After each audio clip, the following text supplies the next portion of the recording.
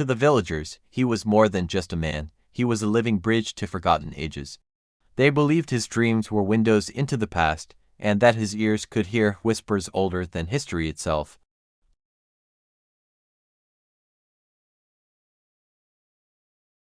His voice, though frail, carried the weight of time.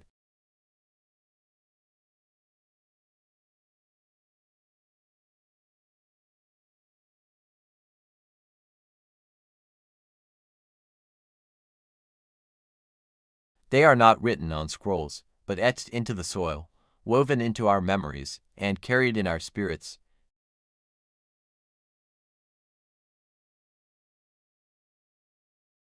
And thoughtful journey into the mysteries that connect Africa's past with its present.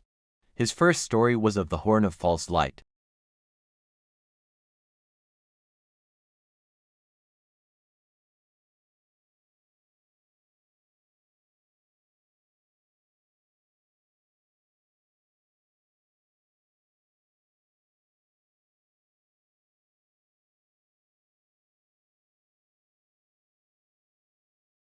He spoke of times when faith, the sacred gift, was twisted and sold for profit, and when promises of peace were just empty words to quiet the restless. This echo teaches us one thing above all, the sage said, his voice firm, true wisdom begins with discernment.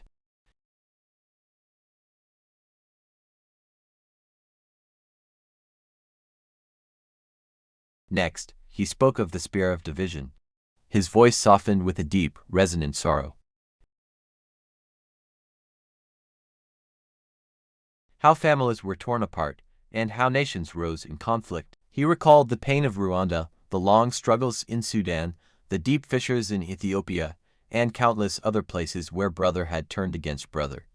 He spoke not with condemnation, but with the heavy heart of remembrance.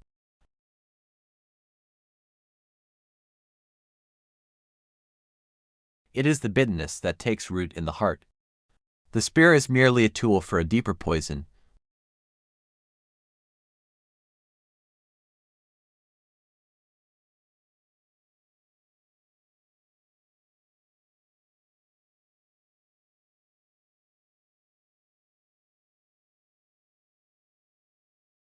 Then came the third echo, the empty calabash.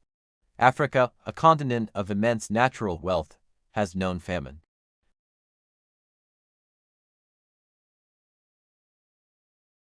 He described nations rich in fertile land, yet their people were starving.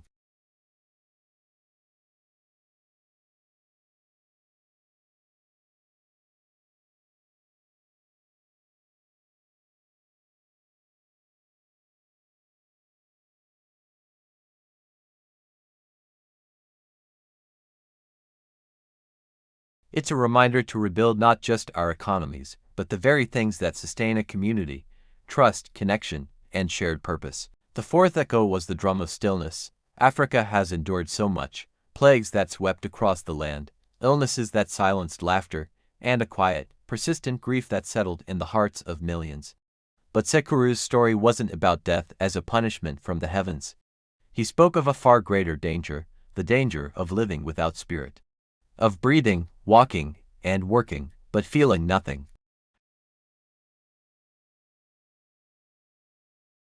This echo is an invitation to pause and reflect. It poses a profound question to each of us: what does it truly mean to be alive?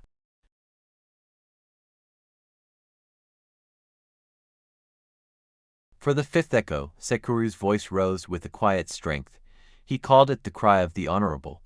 He spoke of the ancestors, the heroes, the truth-tellers whose voices were silenced but never truly erased.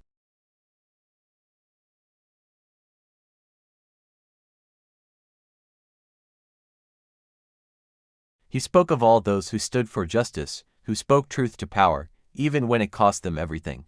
Their memory rises like smoke from a sacred fire, he said. It asks for something far more difficult: that their truth be carried forward, that the struggle for a better world continues in our own lives.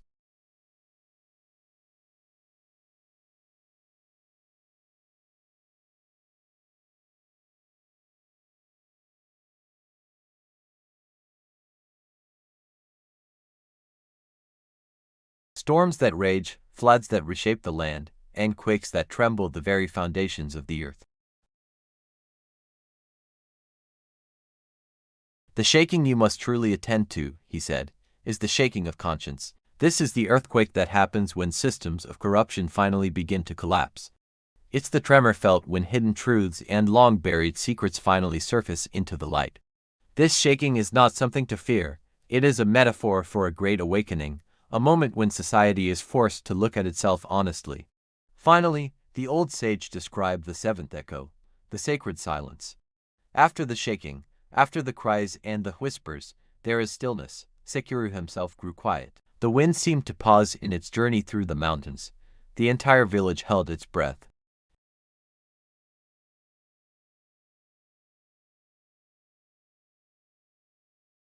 It is a sacred space, a pause where wisdom waits. It waits to see who will stop, who will listen. In that profound stillness, reflection becomes our medicine. Humility transforms into our greatest strength. And prayer becomes not about asking for things, but about a deep, quiet awareness of our place in the world. As his story concluded, Sekuru Mwariweshoko slowly lifted an old oil lamp. Its small flame trembled in the dawn air, then steadied, burning brightly. Africa, he said softly, his voice filled with a powerful love.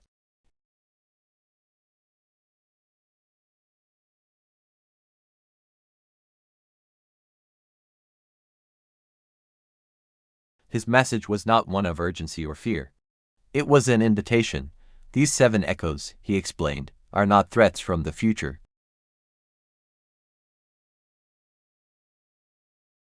Are we discerning? Are we building bridges or walls? Are we kind? Are we wise? A deep silence filled the air, heavier and more meaningful than before. Some people knelt in prayer, others wept silent tears of recognition. Many simply gazed upward at the brightening sky, not with fear, but with a new sense of thoughtfulness. And in the distance, a single drum began to sound, a slow, steady rhythm, as if history itself was answering the call. This story isn't just an ancient tale, it's a message for today.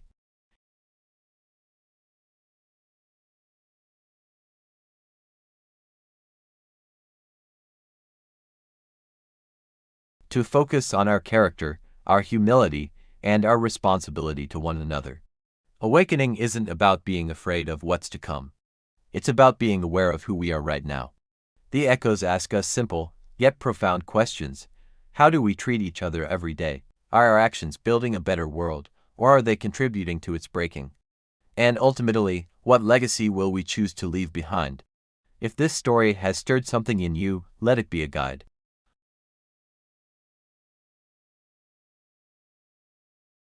Thank you for listening. If this message resonated with you, please consider sharing it and subscribing for more stories that feed the soul.